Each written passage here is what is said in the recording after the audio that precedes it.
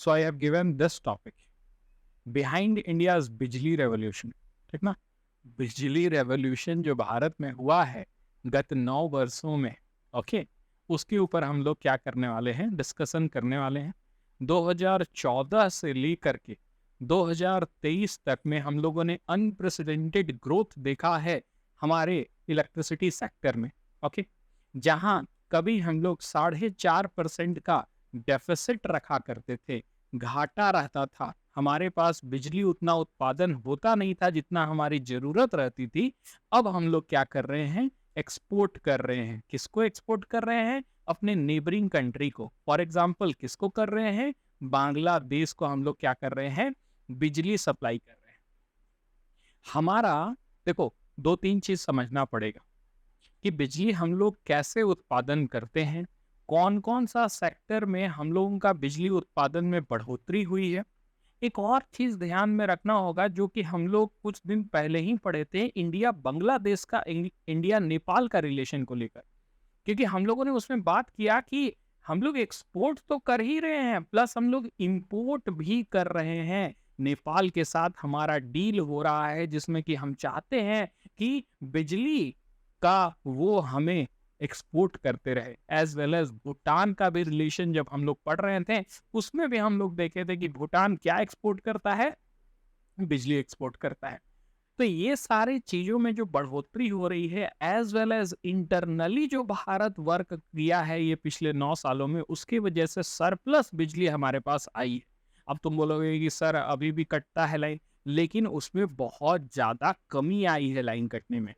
ठीक है, वो हो सकता है रीजनली कुछ कुछ जगह पर प्रॉब्लम होगा, लेकिन ओवरऑल पूरा कंट्री का बात की जाए तो हम लोग सरप्लस में हैं। ये बात समझ में आ रहा है? फॉर एग्जाम्पल अगर झारखंड का लोगे तो हम मान सकते हैं कि यहाँ पर जितने थर्मल पावर प्लांट्स होने चाहिए उतने नहीं है। अगर तुम कंसिडर करोगे गुजरात का, तो गुजरात सरप्लस में होगा, तमिलनाडु सरप्लस में होगा। ओके, झारखंड जैसे जगह को और ज्यादा थर्मल पावर प्लांट चाहिए, और ज्यादा से ज्यादा, जैसे कि हम लोगों के पास एक भी न्यूक्लियर पावर प्लांट नहीं है। क्यों नहीं है, क्या नहीं होना चाहिए? और उस पर से एक और पॉइंट ध्यान दो कि क्या सोलर का इलेक्ट्रिफिकेशन थ्रू रूफ टॉप जो सोलर होता है, क्या उसमें भी इंक्रीमेंट नहीं होना चाहिए? क्योंकि वी आर द, ये रांची जो देख रहे हो ना, यहाँ से ट्रॉपिक ऑफ कैंसर गुजरता है।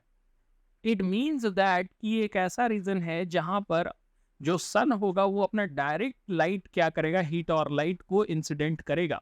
ये ऐसा रीजन है जहां पर हम लोग ये एक्सपीरियंस कर सकते हैं एक्सट्रीम हॉट कंडीशन। हालांकि हॉट की जरूरत नहीं है, हमें इंसिडेंट लाइट की जरूरत है अगर हम लोग सोलर एनर्जी को डेवलप करना चाहते हैं तो उसके लिए ये सुटेबल कंडीशन है। पर इस डायरेक्शन में थोड़ा सा यहाँ का रीजनल जो गवर्नमेंट है वो मूव नहीं कर रहा है, और इसीलिए तुम कह सकते हो मुझे कि सर यहाँ पर तो उतना ज़्यादा इलेक्ट्रिसिटी का ये नहीं है। लेकिन ओवरऑल अगर देखा जाए तो पूरे इंडिया में इलेक्ट्रिसिटी सरप्लस में चल रही है। रूरल इलेक्ट्रिफिकेशन 100% हो गया है। अब वो 100% जा रहा है बिजली की नहीं। देखो इस बात में समझ, बिजली पहुंचना तुम्हारे घर तक और 24 घंटे बिजली जाना, ये दो चीजें। तो 100% रूरल इलेक्ट्रिफिकेशन हो चुका है पूरे भारत में। ठीक है, यही सारे पॉइंट्स को हम लोग इस टॉपिक में डिस्कस करेंगे, स्लाइड बाय स्लाइड जाएंगे, कोई जल्दीबाजी है नहीं। सबसे पहले हम लोग ये देखने वाले हैं कि in the past 9 year Narendra Modi government has achieved remarkable transformation in the power sector. 2014-15 की बात करें तो 4.5% का डेफिसिट में थे। Okay, and impressive 185 gigawatt of generation capacity has been added. 2014 से अगर देखें तो 185 गीगावाट हम लोगों ने क्या किया है और एडअप किया है, जिसके बाद फिर हम लोग डेफिसिट से निकल करके सरप्लस में आ गए, और अब हम लोग क्या कर रहे हैं, अपने नेबरिंग कंट्रीज को एक्सपोर्ट कर रहे हैं। ठीक है, तो जो भी हम लोग बात किए उसका स्लाइड वाइज भी तुम्हें एक्सप्लेनेशन मिल जाएगा, थोड़ा एक्स्ट्रा एक्सप्लेनेशन भी मिल जाएगा जो कि तुम लोगों के लिए बेनिफिशियल होगा। और ऊपर से हम लोग ये इन्फोग्राफिक्स इस तरह का भी देखते रहेंगे, तो you can see out here कि कैसे 2015 में हम लोग 3.60 का थे, उससे पहले 2014 में 4.5% का डेफिसिट में था, उसको कम करके 3.6 हुआ, उसको कम करके हम लोगों ने माइनस कर दिया। -2.1, -0.7, समझ में आ रहा है? तो इट शोज दैट कि हम लोग सरप्लस की तरफ मूव करने लगे हैं फ्रॉम फाइनेंशियल ईयर 16, 17, 18, और अब ऐसा है कि हम लोग एक्सपोर्ट करने लगे हैं। तो ये बहुत ही इंपॉर्टेंट पॉइंट है समझने के लिए कि हमारा ग्रोथ हुआ है, क्योंकि देखो जैसे जैसे पॉपुलेशन बढ़ता है, डेवलपमेंट होता है, वैसे वैसे हमें और ऊर्जा स्रोतों की जरूरत पड़ती है। तो पहला नंबर तो जितना 100% करना, ऊपर से जो ग्रोथ हो रहा है उसको भी इंक्लूड करते हुए डेवलप करना, ये बहुत बड़ी चुनौती रहती है। पता चला कि हमें 10 गीगावाट की जरूरत और थी हर महीने, और हर महीने 20 गीगावाट की अब जरूरत होने लगी है। 10 तक पहुंचे, अभी भी 10 हमारा डेफिसिट में है। ठीक ना? तो ये जो ग्रोथ दिखाया, इसीलिए मैं बोल रहा हूं अनप्रेसिडेंटेड ग्रोथ, अभूतपूर्व ग्रोथ। अब ये जो हम लोगों का ग्रोथ हुआ है वो अचानक से तो हुआ नहीं है, उसके लिए हमें तारें बिछानी पड़ेंगी। And you can see out here this data, 2013 से लेकर extensive network of transmission line को, ये जो लाइन तुम देख रहे हो ना, ट्रांसमिशन लाइन, उसको बिछाया गया। कितना? 2 लाख सर्किट किलोमीटर, लाखों किलोमीटर तक ये ट्रांसमिशन को बिछाया गया। जहां पहले 36 गीगावाट 2014 में एक देश का एक कोना से दूसरा कोना जाता था, अब उसको बढ़ करके 112 गीगावाट हो गया है। The ability to transfer 112 gigawatt of power from one corner of the country to another. तो इतना ज्यादा, हम तुम मल्टीपल देख लो, 36 का मल्टीपल देख लो कि कितना गुना बढ़ गया है कि अब 112 गीगावाट हम लोग देश का एक कोना से दूसरे कोना तक ट्रांसफर करने का, ट्रांसमिशन का कैपेबिलिटी है, इन तारों की कैपेबिलिटी है। तो ये बता रहा है कि हम लोगों ने ग्रोथ किया है। उसके बाद फिर रूरल इलेक्ट्रिफिकेशन भी बहुत इंपॉर्टेंट है। रूरल इलेक्ट्रिफिकेशन के लिए हम लोगों ने दीनदयाल उपाध्याय ग्राम ज्योति योजना चलाया, जिसके तहत 100% विलेज इलेक्ट्रिफिकेशन हम लोगों ने क्या किया, अचीव कर लिया। ठीक है, जो टारगेट था उससे पहले कर लिया। You can see out here, 13 दिन पहले ही 987 दिन में हम लोगों ने 100% विलेज इलेक्ट्रिफिकेशन कर दिया। You can see out here, यहाँ 19,979 जो है नंबर ऑफ अनइलेक्ट्रिफाइड विलेज थे अप्रैल 2015 तक। 19,000 से ज्यादा विलेजेस में बिजली नहीं पहुंच रही थी, उसको 28 अप्रैल 2018 तक उसको क्या किया गया, अचीव कर लिया गया। हर एक गांव तक बिजली पहुंच गई। Manipur Leisang was the last unelectrified village. तो यहाँ पर तुम्हें यह भी समझना पड़ेगा कि हम लोगों ने नॉर्थ ईस्ट को नहीं छोड़ा। अरे गांव मतलब सिर्फ मेनलैंड का गांव नहीं, और मेनलैंड क्या, नॉर्थ ईस्ट भी मेनलैंड ही है। नॉर्थ ईस्ट की एक एक गांव तक बिजली पहुंचाना बहुत मुश्किल का काम है, क्योंकि टेरेन जो है वो बहुत टफ है। समझ में आ रहा है? वो ऐसा समतल जमीन नहीं है कि हम लोग आराम से बिजली का खंभे लगा लगा के पहुंचा देंगे। वहां पर पहुंचाने के लिए हमें पहाड़ों को काटना पड़ेगा, पहाड़ों से गुजरना पड़ेगा। तो वो भी करने में हम लोग कामयाब रहे। 28 अप्रैल तक 100% इलेक्ट्रिफिकेशन हो गया। You have to include this scheme, Deendayal Upadhyaya Gram Jyoti Yojana के तहत ये हुआ है। ये मीन्स में तुम्हें थोड़ा सा एक पॉइंट डालना पड़ेगा। स्कीम्स डालोगे तो भी तुम्हारा आंसर स्ट्रेंथन होगा। ये बात समझ में आ रहा है? Good. To strengthen the distribution system, ऐसा नहीं है, डिस्ट्रीब्यूशन सिस्टम होता है, घर घर तक तुम्हें बिजली पहुंचाना है। The government implemented comprehensive scheme across all state, हर एक स्टेट में स्कीम्स उन्होंने चलाई और सैंक्शन किया 2 लाख करोड़, ताकि जो डिस्ट्रीब्यूशन है बिजली का वो बहुत ही अच्छी तरह से हो सके। This included the addition of, कैसे अब होगा, हर एक स्टेट के लिए सब स्टेशन चाहिए। समझ में आ रहा है? हर एक स्टेट के लिए, हर एक मोहल्ले के लिए ट्रांसफार्मर चाहिए। ओके, इन सब के लिए पैसा चाहिए, तो इसी के लिए 2 लाख करोड़ डाला गया, ताकि नए सब स्टेशन बन सके, जो पहले से थे उनको अपग्रेड किए जा सके, इंस्टॉलेशन, ट्रांसफार्मर का इंस्टॉलेशन कर सके, कंस्ट्रक्शन कर सके, रिप्लेस कर सके। ओके, और लो टेंशन और हाई टेंशन लाइंस जो बिछते हैं उसको बिछा सके, ताकि पूरा देश में के हर एक कोने तक बिजली पहुंच सके। तुम्हें एक बात समझना पड़ेगा बच्चे की, इलेक्ट्रिफिकेशन जो है ना वो बेस है डेवलपमेंट का। बिना बिजली का कोई भी कार्य मतलब हो ही नहीं सकता है। There is no way you can do that. है क्या? बिना बिजली का क्या कर सकते हो आज के समय में? तुम पढ़ाई नहीं कर सकते हो। वो दिन गया जिसमें कि लालटेन में तुम लेकर के किताब पढ़ोगे। आज सारे किताब जो है वो फ्री में तुम्हें ऑनलाइन अवेलेबल है, तुम्हें मोबाइल चार्ज रखना ही पड़ेगा। तो बेसिक नेसेसिटी आज की दुनिया का क्या है? तुम्हारा वो है इलेक्ट्रिसिटी। ठीक है, जिससे कि सारी चीजें चल रहे हैं और किसी काम की वजह से इतना तुम्हें ग्रोथ और डेवलपमेंट देखने को मिल रहा है। एक बहुत ही अच्छा है, मैं हो सकता हो तो इसमें डाल दूंगा, उसमें ऊपर से फोटो लिया जाता है रात को, ठीक ना, हर एक देश का। तो उसमें पता चलता है कि कौन देश कितना ज्यादा डेवलप्ड है। तो उसमें पता चलता है कि जब 2012-13 में हम लोग फोटो ले रहे हैं तो कितना कम बिजली जल रहा है भारत में, और जब अब ले रहे हैं तो कितना ज्यादा जल रहा है। तो बिजली से तुम पता चल सकते हो, कर सकते हो कि कितना ज्यादा डेवलपमेंट है। तो अंतरिक्ष का फोटो जो है वो बता सकता है कि कितना अच्छा तुम्हारा इलेक्ट्रिफिकेशन का ड्राइव रहा है इंडिया में इन 9 सालों में। ओके, देखो चैलेंजेस भी है, ऐसा नहीं है चैलेंजेस नहीं है, लेकिन हम लोग अभी बात कर रहे हैं दूसरा। तो चैलेंजेस का जब बात करेंगे तो करेंगे। अभी जो जो डेवलपमेंट हुआ है इन 9 सालों में उसको हम लोग थोड़ा सा देख रहे हैं। ओके, नाउ अगर हम लोग बात करें कि क्या हम लोग सिर्फ कोल के ऊपर ही डिपेंडेंट है, तो नहीं।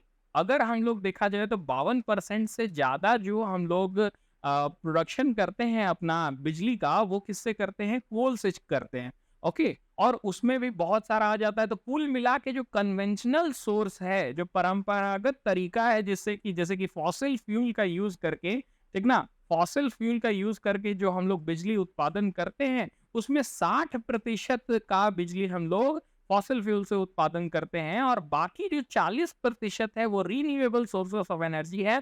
ये भी एक बहुत बड़ी बात है। ठीक है, इसको दोनों तरफ से देख सकते हो कि हम लोग क्या करते हैं, 60% करते हैं तुम्हारा नॉन रिन्यूएबल से और 40% करते हैं रिन्यूएबल से। ये बड़ी बात है भारत जैसे देश के लिए, जिसके ऊपर उतनी ज्यादा तुम ये कह सकते हो प्रेशर नहीं है कि तुम्हें क्या करना है, रिन्यूएबल की तरफ जाना है। भारत चाहे तो कोल का यूज कर सकता है, क्योंकि भारत ने उतना ज्यादा प्रदूषण नहीं किया है जितने ये सारे डेवलप्ड कंट्रीज ने किया है। इस चीज को हम लोगों ने पहले भी डिस्कस किया है। You can see out here renewable and environment in 2015 prime minister Modi ने टारगेट रखा कि 175 गीगावाट रिन्यूएबल एनर्जी हम लोग 2022 तक क्या करेंगे, अचीव कर लेंगे, और हम लोग 172 गीगावाट कर चुके हैं 2022 तक, और 84 गीगावाट अलग अलग स्टेजेस में है। तो एटलीस्ट जो हम लोगों ने कमिटमेंट किया वहां तक तो पहुंच ना गए, क्योंकि पहले तो ऐसा नहीं होता था, जो कमिटमेंट करते थे उसका 10% भी नहीं पहुंच पाते थे। तो ये सारे डाटा जो है वो झूठ नहीं कह रहे हैं, ये बता रही है कि और ये सब तुम्हारे सरकारी आंकड़े हैं कि 172 गीगावाट का प्रोडक्शन स्टार्ट हो गया है। नहीं तो अगर जोड़ना ना था तो ये 84 भी जोड़ता। 84 अलग बोल रहा है कि 84 तो एडिशनल है। You can see out here, अगर तुम लोग 175 गीगावाट को रिन्यूएबल में तोड़ोगे ना, तो तुम इस तरह से देखो कि बायोमास का 10 गीगावाट है, रूफ टॉप सोलर, जो घर के ऊपर सोलर लगेगा, इसमें बहुत ज्यादा डेवलपमेंट है। 40 गीगावाट घर के ऊपर ये लगा, खासकर इसका जो विलेज पेनिट्रेशन है वो भी बहुत ज्यादा है। समझ में आ रहा है? और with the development of the technology ये और ज्यादा बढ़ेगा, इसका पॉसिबिलिटीज भारत में और भी ज्यादा है। नेक्स्ट है 60 गीगावाट का विंड एनर्जी है। ओके, और फिर 60 गीगावाट का सोलर फोटोवोल्टेइक का एक बड़ा बड़ा फार्म जहां लग रहा है वो है। ठीक है, ये बात समझ में आ रहा है? तो इस तरह से 175 गीगावाट जो है वो डिवाइडेड है। ये हमारा टारगेट था, इस तरह से प्रोडक्शन करना। 40% पावर जनरेशन कैपेसिटी जो है वो हमारा रिन्यूएबल बाय 2030, 9 ईयर पहले ही हम लोगों ने उस चीज को अचीव कर लिया। हमारा टारगेट 2030 में 40% पहुंचना था, और हम लोग क्या कर रहे हैं, 9 ईयर है, 2022 तक ही हम लोग इसको अचीव कर चुके हैं। Non-fossil fuel resources account for 43% of installed power generation capacity। Total 180 gigawatt हम लोग नॉन रिन्यूएबल से निकालते हैं। इंडिया का इलेक्ट्रिसिटी मिक्स अगर देखोगे तो कुछ इस तरह से, ये बहुत अच्छा चार्ट है, इसको समझो। 84% 2010 में हम लोग क्या कर रहे थे, फॉसिल फ्यूल को जला करके निकाल रहे थे, और उसके बाद 2020 में हम लोग क्या करने लगे, 23% तक पहुंच गए। और अगर अभी देखोगे 2023 का अगर बात करोगे तो 40% पहुंच गए हैं, और 2030 तक 50 है। मेरे ख्याल से ये और भागेगा, ये प्रेडिक्शन है, ये प्रेडिक्शन कर रहे हैं कि हम लोग इतना तक पहुंच जाएंगे। तो ये दिखा रहा है कि India is growing toward the renewables. जितना हमें समय लगना चाहिए था उससे पहले ही हम लोग रिन्यूएबल में स्विच करना स्टार्ट कर चुके हैं, क्योंकि एडुकेशन बढ़ रहा है ना। अगर मेरे पास भी पैसा आ रहा है तो मैं घर में रिन्यूएबल लगाऊंगा, मैं सोलर लगाऊंगा, मैं क्यों बिजली के ऊपर डिपेंडेंट रहूंगा थर्मल का? सोलर तो मुझे इंडिपेंडेंट कर रहा है ना, कि मैं वोल्टेज फ्लक्चुएशन से बचूंगा, मैं क्या कहते हैं बिजली की कटौती जो गर्मी में होती है उससे बचूंगा, मेरे पास एक एक्स्ट्रा आएगा। और इवन अगर मैं बड़ा लगाता हूं तो मुझे क्या हो सकता है, मैं अगर ग्रिड से कनेक्ट हो जा रहा हूं तो मेरे पास मनी जनरेशन का भी ये है। यूपी में ये स्कीम बहुत अच्छी तरह से चल रहा है कि क्या कर सकते हो तुम, सोलर अपना, तुम्हारा छत बड़ा है, तुम पूरे छत में सोलर लगा दो और एक्स्ट्रा जो सरप्लस बिजली तुम्हारी बन रही है उसको क्या करो, सरकार को बेच दो। ये तो बेटर चीज है ना। और इस तरह का डेवलपमेंट बहुत ही जल्दी जल्दी भारत में पेनिट्रेट कर रहा है। Now the government has also been successful in reducing emission intensity, यही तो बात कर रहे हैं। इससे कार्बन का वो जो उत्सर्जन है, कार्बन का जो एमिशन हो रहा है उसको रोकने में हम लोग क्या है, तत्पर है। You can see out here bye achieving the target of reducing emission intensity bye 30 से 35% हम लोग 2005 का लेवल से कम कर देंगे। सोचो 2005 में जितना हम लोग कार्बन का एमिशन कर रहे थे उसका 33 से 35% हम लोग रिड्यूस कर देंगे। We have now pledged to reduce our CO2 emission by 1 billion, मतलब कि 45% हम लोग क्या करेंगे 2005 का लेवल से कम कर देंगे 2030 तक। मैं बोल रहा हूं ये पूरा जो आर्टिकल है वो डाटा ड्रिवन है, समझो इस बात को। 45% जो 2005 में हम लोग एमिशन कर रहे थे उसका 45% हम लोग 2030 तक कम कर देंगे, जबकि उतना ज्यादा हमें कमिटमेंट करने की जरूरत भी नहीं है, लेकिन कर रहे हैं हम because of the environment. Next है comprehensive reform have been implemented across entire power sector, कोई एक दो नहीं। अच्छा इसमें एक और बात समझो ना कि 50% जो है ना पावर प्रोडक्शन जो है ना वो प्राइवेट सेक्टर करता है, ये बात मत भूलना। गवर्नमेंट सेक्टर तो करता ही है, प्राइवेट सेक्टर का इंट्रोडक्शन ये सारे तुम्हारे फील्ड में पावर सेक्टर में एक बड़ा बूस्ट दिया है पावर जनरेशन को, ठीक है। ये शायद नहीं होगा इसमें, लेकिन फिर भी तुम इसको जोड़ लेना। The legacy dues of power distribution. अच्छा एक और बात, पावर डिस्ट्रीब्यूशन कंपनीज का बहुत बकाया रहता था, उसके ऊपर भी स्कीम्स बना बना के उस बकाया को कम किया गया। 50% का बकाया जो पहले रहा करता था, जैसे you can see out here 1.4 lakh crore का था और उसको 80,000 करोड़ कर दिया गया, यानी 50% के लगभग में जो बकाया रहता था डिस्ट्रीब्यूशन कंपनीज का उसको कम किया गया है। तो दीज आर सर्टन पॉइंट जिससे हमें ये पता चलता है कि in the last 9 year the government has worked to provide you electricity. समझ में आ रहा है, देश के लेंथ एंड ब्रेथ के हर एक कोना में इलेक्ट्रिसिटी को पहुंचाया गया है, इलेक्ट्रिसिटी जनरेशन और बढ़ा है। उसके साथ साथ हम लोग रिन्यूएबल सोर्सेस ऑफ एनर्जी में स्विच किए हैं, जिससे कि कार्बन एमिशन को कम किए हैं, जो कि हमारे इन्वायरमेंट के लिए बहुत ही बेनिफिशियल है। ये सारे पॉइंट मिलाकर के ये कहते हैं कि हम लोग सही ट्रैक में हैं अगर हम लोग पावर जनरेशन की बात करें तो।